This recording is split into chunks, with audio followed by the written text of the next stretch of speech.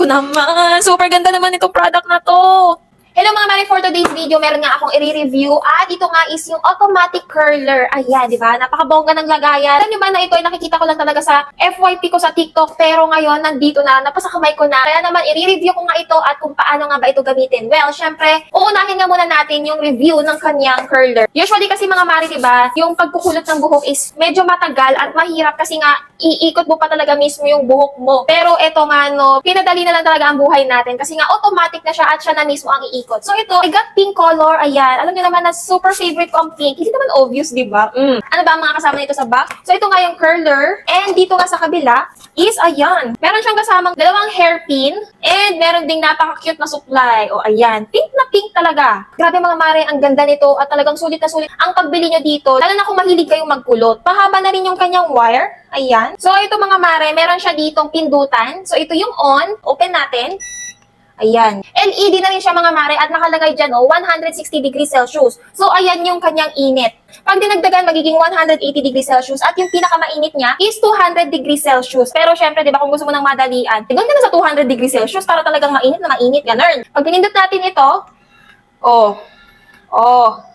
ito, wag kayo. Napakaganda nito. Ayan, ito try na nga natin. Kuha lang tayo ng manipis muna.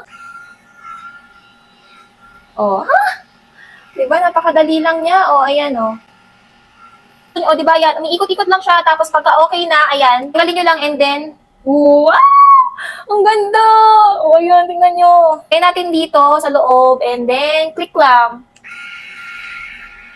Diba? Nakita nyo, nakuha niya lahat. Wala ka nang kahirap-hirap na iikot-ikutin mo pa yung buhok mo sa iron. Ayan, ito, automatic na talaga siya ng bongga.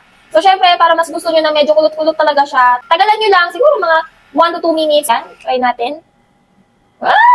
Ang ganda! I'm ready to party na talaga. Hindi ko na kailangan magpunta ng salon para lang magpakulot dahil dito lang sa automatic curler, talaga namang panalong-panalo na. Diba? Tingnan nyo naman. Well, syempre, ipapakita ko sa inyo, bubuuhin ko itong pagkulot ko. Wait, fast forward ko na.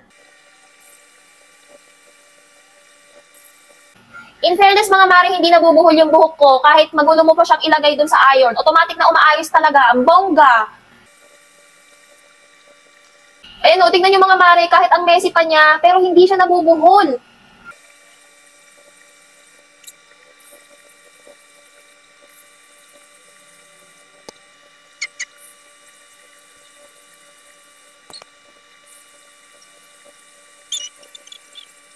Boosh! Saan ka ba? Ayan, tapos na ako. Tapos na. Siyempre, i-off natin yan. Mga mare, tingnan ninyo ang final look ng aking buhok. Grabe, pang professional ang kulot. At alam nyo ba yung mga kulot ng mga artista, ganon? Di ba? Ang bilis lang. Siyempre, ayusin muna natin yan. Style lang natin yan kasi pwede natin siyang suklayin. Yan, tingnan nyo, ang ganda look. Di ba? Hindi siya yung OA na kulot. Tapos ito. Ito yung kulot na wavy lang talaga. Tingnan ninyo.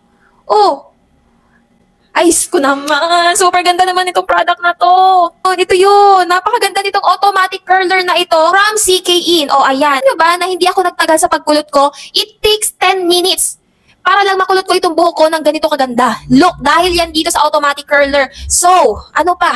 Ayan na nga. Ulitin ko na naman ano ang gagawin ninyo. Andyan yan sa aking yellow basket kung gusto nyo ng ganito kagandang hair. I-click nyo na yan. Check out mo na yan. Go!